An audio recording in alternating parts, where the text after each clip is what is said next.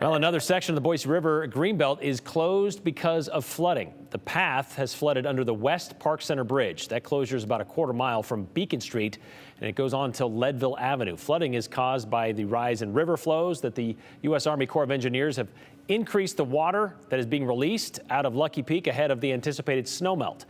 It's the second Greenbelt closure so far this year. The other one is along the Bethune Church Trail, which is on the south side of the river near Parkcenter Boulevard. More information on closures, they can be found also on our website at ktvb.com.